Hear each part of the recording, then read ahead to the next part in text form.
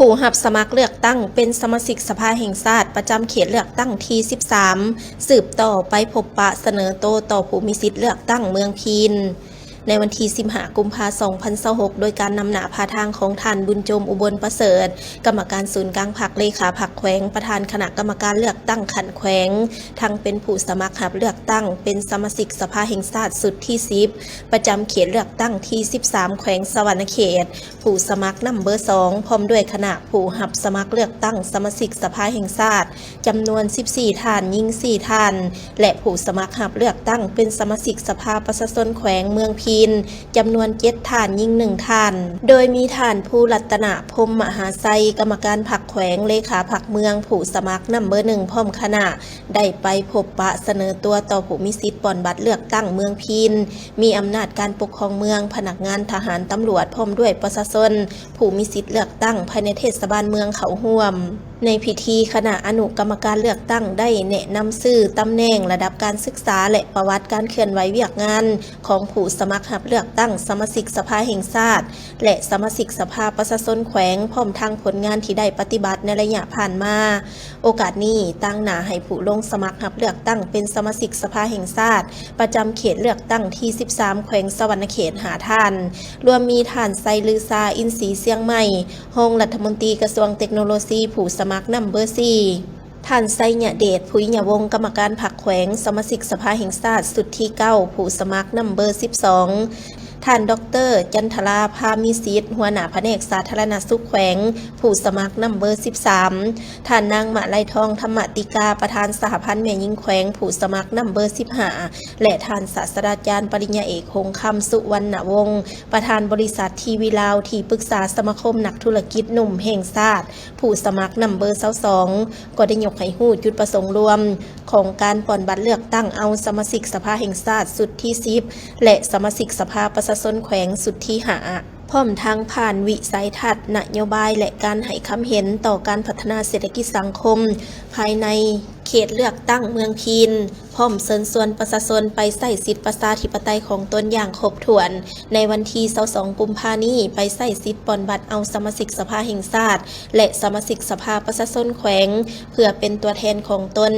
ซึ่งการปลดบัตรนั้นในผู้สมัครรับเลือกตั้งเป็นสมาชิกสภาแห่งชาติประจำเขตเลือกตั้งที่ 13จำนวน28ท่านให้เลือกเอา21ท่านขีดออก7ท่านผู้ที่ตนเห็นว่าบ่ได้ครบตามมาตรฐานเงื่อนไขและผู้สมัครรับเลือกตั้งเป็นสมาชิกสภาประชาชนแขวง7ท่านเลือกเอา5ท่านให้ขีดออก2ท่าน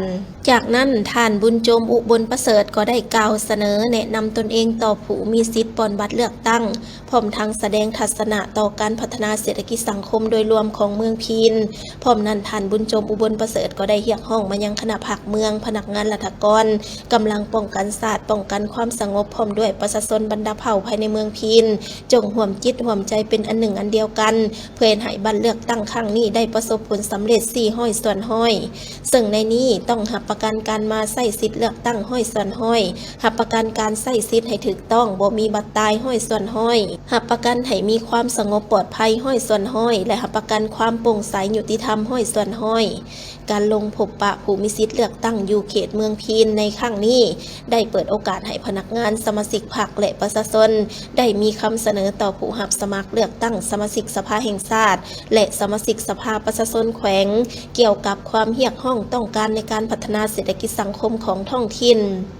โอกาสพบปะเสนอตัวครั้งนี้คณะผู้สมัครรับเลือกตั้งเป็นสมาชิกสภาแห่งชาติประจำเขตเลือกตั้งที่ 13 แขวงสวรรณเขตก็ได้มอบข้าวสารเจ้าจำนวน 12 ตนให้เมืองพีนเพื่อนำไปแก้ไขชีวิตการเป็นอยู่ของประชาชนที่ได้รับผลกระทบจากภัยพิบัติและผู้ขาดเคินต่างๆ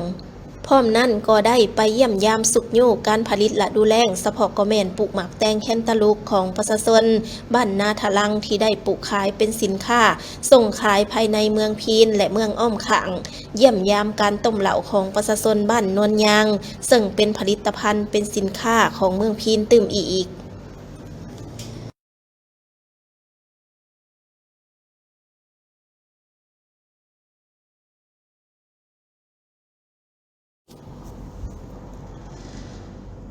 เซ็นสัญญาก่อสร้างฝายกั้นน้ำ6 บ้าน 2 แขวงสะวรรณเขตและขมวน ภายใต้โครงการพัฒนาแหล่งน้ำชุมชนสุกยู่การผลิตกสิกรรมและการประมงภายใน 3 ประเทศ การสุกยู่ชุมชนที่เห็นได้ท่าแหงของจุดนั้นเป็นการเข้าถึงจุดที่เล็งใส่การพัฒนาเพื่อให้มีการหันเปลี่ยนที่ดีกว่าเก่าและมีความยืนยงซึ่งในวันที่ 18 กุมภาพันธ์ 2026 ที่วัดบ้านพลแพงเมืองหนองบกแขวงขมวน ศูนย์ค้นคว้าพัฒนาและฝึกพรม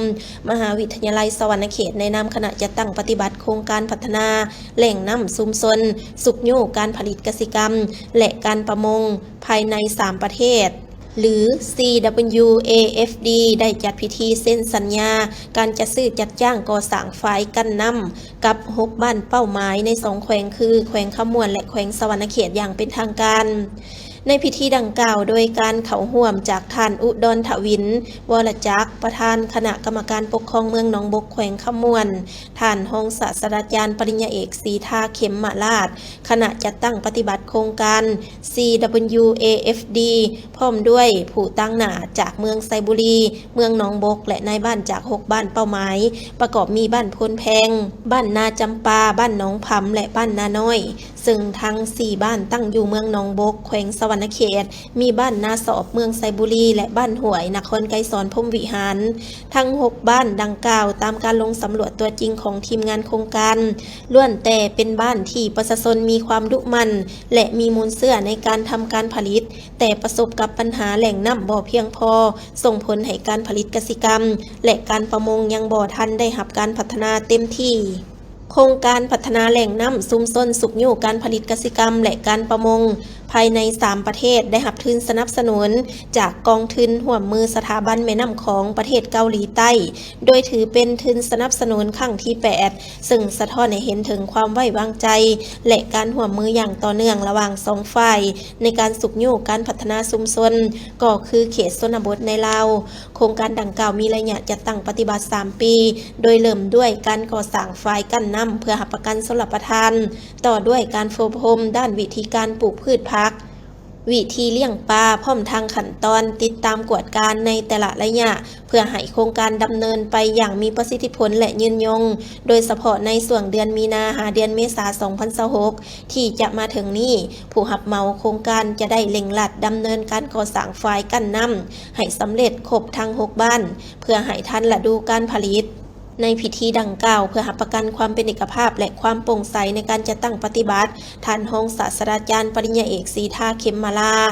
คณะจัดตั้งปฏิบัติโครงการและท่านศรีเจริญมณีวงศ์ประธานบริษัทอนุสรณ์ก่อสร้างเคหสถานจำกัดผู้เดียวได้ร่วมกันลงลายเซ็นสัญญาการจัดซื้อจัดจ้างโดยส่องหน้ากันนำเมืองหนองบกและในบ้านทั้ง 6 บ้านท่ามกลางบรรยากาศที่อบอุ่นและเต็มไปด้วยความห่วงใจ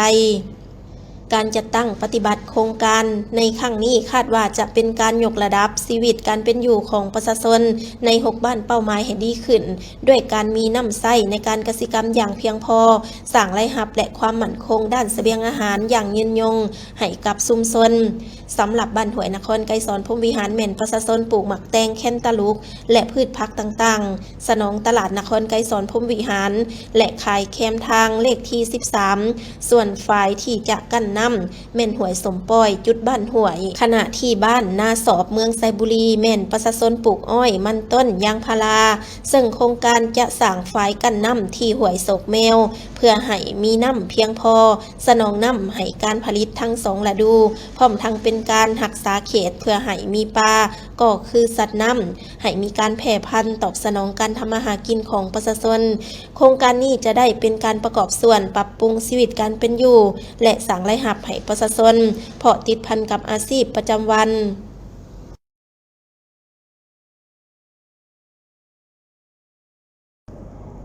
ท่านพันเอกกองมีเมียงมณีผู้รับสมัครเลือกตั้งสมาชิกสภาประชาชนแขวงนำเบอร์ 2เขตเลือกตั้งเมืองชลบุรีแสดงความรู้สึกดีใจ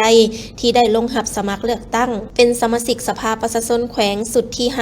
5ท ท่านพันเอกกองมีเมียงมณีรองเลขาคณะภาคประธานกวดกาภาครองหัวหน้ากองบัญชาการป้องกันความสงบแขวงสวรรณเขตผู้สมัครเลือกตั้งสมาชิกสภาประชาชนแขวงสุดที่5ประจำเขตเลือกตั้งเมืองสระบุรีนำเบอร์2ได้แสดงความรู้สึกภาคภูมิใจและดีใจที่พ่อแม่ประชาชนบ้านโนนยางบ้านกองปทุมวันและบ้านอื่นๆที่ได้ลงเคลื่อนไหวผ่านมาให้การต้อนรับอย่างอบอุ่นเป็นโอกาสดีที่ได้มารับฟังคำเสนอต่างๆจากพนักงานหลักแหล่งองค์การจัดตั้งบ้านพ่อแม่ประชาชนรับรู้ได้ถึงความมุ่งหวังความปรารถนาในการพัฒนาชีวิตการเป็นอยู่การพัฒนาเศรษฐกิจสังคมครอบครัวบ้านก็คือเมืองให้เข้มแข็งก้าวขึ้นไปเรื่อยๆการลงสมัครรับเลือกตั้งเป็นสมาชิกสภาประชาชนเขตเลือกตั้งเมืองสระบุรีสุดที่5ถือว่าเป็นเกียรติอันหนึ่งเพราะว่าจะได้เฮ็ดหน้าที่เป็นตัวแทนเป็นกระบอกเสียงให้แก่ประชาชนนำเอาคำเสนอแนวคิดจิตใจและความมุ่งมั่นปรารถนาของประชาชนปัญหาต่างๆเสนอต่อกับสภาประชาชนแขวงและสภาแห่งชาติเพื่อจะได้ค้นคว้าพิจารณาท่านแสดงทัศนะต่ออีกว่าถ้าถูกเลือกเป็นสมาชิกสภาประชาชนแขวงสุดนี้จะเพิ่มทวีจะสุมใส่หน้าที่เวียกงานบุกบืนสู่ชนสุดความสามารถเพื่อผลประโยชน์ของพ่อแม่ประชาชนบรรดาเผ่าของพวกเฮาอย่างสุดใจ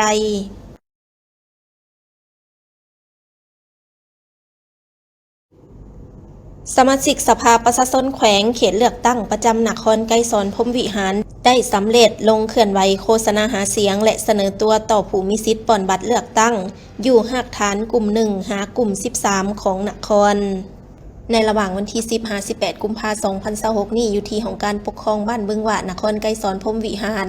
ทางขบวนการลงโฆษณาหาเสียงของบรรดาท่านผู้สมัครเลือกตั้งเป็นสมาชิกสภาประชาชนแขวงสุดที่หาประจำเขตเลือกตั้งนครไกรสอนพรหมวิหารแขวงสวรรณเขตได้สำเร็จลงเคลื่อนไหวเสนอตัวและโฆษณาหาเสียงอยู่หากฐานใน13กลุ่มของนครโดยการนำพาของท่านวาริยะศรีจันทองทิพย์กรรมการประจำพรรคแขวงเลขาพรรคนครไกรสอนพรหมวิหารทั้งแม่นหัวหน้าคณะผู้สมัครเลือกตั้งเป็นสมาชิกสภาประชาชนแขวงสุดที่หาพร้อมด้วยบรรดาท่านผู้สมัครจำนวนทั้งหมด7ท่านยิง2ท่านการลงเคลื่อนไหวเสนอตัวและโฆษณาหาเสียงผู้รับสมัครเป็นสมาชิกสภาประชาชนครั้งนี้แม่นเพื่อเป็นการสืบต่อปฏิบัติภารบทบาทสิทธิและหน้าที่ของสภาแห่งชาติให้มีลักษณะต่อเนื่องเพื่อประกอบส่วนเขาในภารกิจเปลี่ยนแปลงใหม่ของพรรคอยู่ในระยะปกปักรักษาและสร้างสรรค์พัฒนาประเทศชาติให้เจริญเข้มแข็งขึ้นเรื่อยๆเป็นเหตุการณ์การเมืองเหตุการณ์ประวัติศาสตร์ที่สำคัญที่สุดของระบอบประชาธิปไตยเพื่อให้ประชาชนได้มีโอกาสในการใช้สิทธิประชาธิปไตยของตนอย่างเต็มส่วนเขาในการเลือกตั้งจากนั้นบรรดาท่านผู้สมัครสมาชิกสภาประชาชนแขวงจำนวนทั้งหมด7ท่านนับตั้งแต่นัมเบอร์1จนถึงนัมเบอร์7ก็ได้ผลัดเปลี่ยนการขึ้นเสนอโตวและประวัติการเคลื่อนไหวโดยย่อเกี่ยวกับการจัดตั้งปฏิบัติหน้าที่เวียกงานความรับผิดชอบในแต่ละระยะให้พ่อแม่ประชาชนได้รับรู้และความมุ่งหวังแนวความคิดของตนเองที่จะนำพาสร้างสรรค์พัฒนาบ้านเมืองในต่อหน้าให้มีความเจริญรุ่งเรืองศรีวิไลและนำไปพิจารณาสุมจิตใจใช้สิทธิประชาธิปไตยของตนอย่างเต็มส่วนในการป่อนบัตรคัดเลือกเอาผู้แทนบุคคลผู้ที่มีมาตรฐานและเงื่อนไขครบถ้วนกว่าหมู่และสามารถเป็นตัวแทนของประชาชนลาวบรรดาเผ่าในการปกป้องสิทธิผลประโยชน์ของประชาชนโดยประชาชนและเพื่อประชาชนอย่างแท้จริง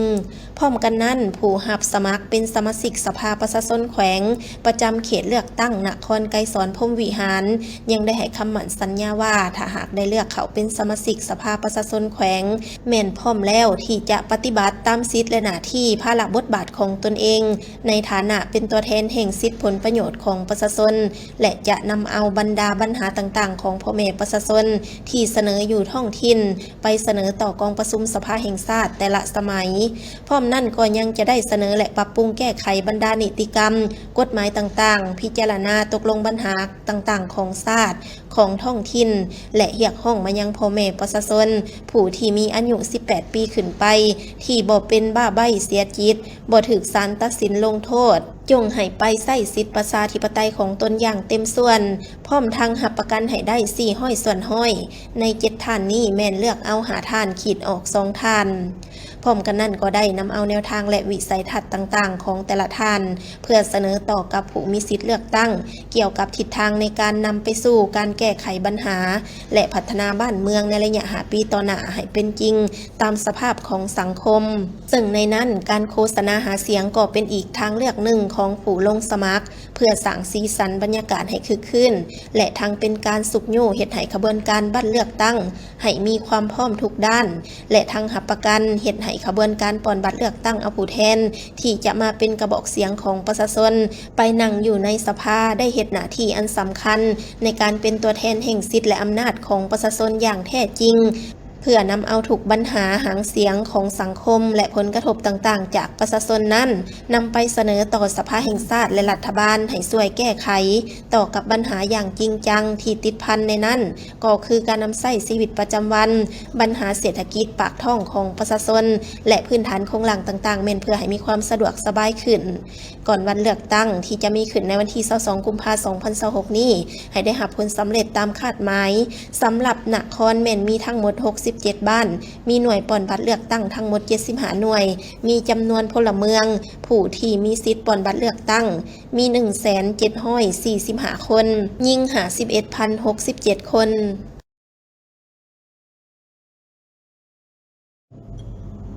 ผู้สมัครรับเลือกตั้งสมาชิกสภาแห่งชาติสุดที่10ประจำเขตเลือกตั้งที่13สืบต่อเคลื่อนไหวเสนอโตต่อผู้มีสิทธิ์เลือกตั้งเมืองวิระบุรีผู้ลงสมัครรับเลือกตั้งเป็นสมาชิกสภาแห่งชาติสุดที่10ประจำเขตเลือกตั้งที่13แขวงสวรรณเขตคณะที่2รวมมี14ท่านยิง4ท่านนำโดยท่านบุญจมอุบลประเสริฐกรรมการศูนย์กลางพรรคเลขาคณะบริหารงานพรรคแขวงประธานคณะกรรมการเลือกตั้งขันแขวงผู้สมัครนำเบอร์2พร้อมคณะสืบต่อเคลื่อนไหวเสนอตัวต่อผู้มีสิทธิ์เลือกตั้งเมืองวิระบุรีที่สโมสรเมืองโดยมีผู้ลงสมัครรับเลือกตั้งสมาชิกสภาประชาชนแขวงสุดที่5ประจำเขตเลือกตั้งเมืองวิระบุรี7ท่านยิง2ท่านนำโดยท่านสุขสาครโพธิราชกรรมการพรรคแขวงเลขาพรรคเมืองผู้สมัครนำเบอร์1พร้อมคณะร่วมพบปะเสนอโตต่ออำนาจการปกครองพนักงานลักแรงและประชาชนภายในเทศบาลเมืองวิระบุรีเมืองวิระบุรีมี46หน่วยปอนบัตรมี6หน่วยปอนบัตรเคลื่อนที่มีพลเมืองทั้งหมด 49,764 คนยิง23,384 คนผู้มีสิทธิ์เลือกตั้งตามสมโนครัวและมาจากท้องถิ่นอื่น 33,561 คนยิง15,265 คนในพิธีคณะรับผิดชอบก็ได้ผ่านประวัติตำแหน่งบ่อนประจำการและผลงานการเคลื่อนไหวเวียกงานในระยะผ่านมาของผู้สมัครรับเลือกตั้งเป็นสมาชิกสภาแห่งชาติสุดที่10ประจำเขตเลือกตั้งที่13แขวงสวรรณเขต28ท่านยิง7ท่านและผู้สมัครรับเลือกตั้งเป็นสมาชิกสภาประชาชนแขวงประจำเขตเลือกตั้งเมืองวิระบุรี7ท่านยิง2ท่านเพื่อเป็นการสนองข้อมูลข่าวสารตัวจริงเป็นการแนะนำให้ผู้มีสิทธิ์เลือกตั้งรับรู้เข้าใจอย่างถูกต้องต่อชีวประวัติการเคลื่อนไหวของผู้สมัครรับเลือกตั้งแต่ละท่านเพื่อเป็นบ่อนอิงในการค้นคว้าคิดง้ำตัดสินใจเลือกเอาตัวแทนของตนเพื่อปฏิบัติหน้าที่ปัญหาตกลงพื้นฐานของชาติอยู่กองประชุมสภาแห่งชาติและปัญหาพื้นฐานของท้องถิ่นอยู่กองประชุมสภาประชาชนขันแขวงหลังจากนั้นบรรดาผู้สมัครรวมมีท่านไซลือซาอินทรีเสียงใหม่รองรัฐมนตรีกระทรวงเทคโนโลยีผู้สมัครนำเบอร์4ท่านไซญเดชพุยญาวงศ์กรรมการพรรคแขวงสมาชิกสภาแห่งชาติสุดที่9ผู้สมัครนำเบอร์12ท่านดร.จันทราภามีสิทธิ์หัวหน้าแผนกสาธารณสุขแขวงผู้สมัครนำเบอร์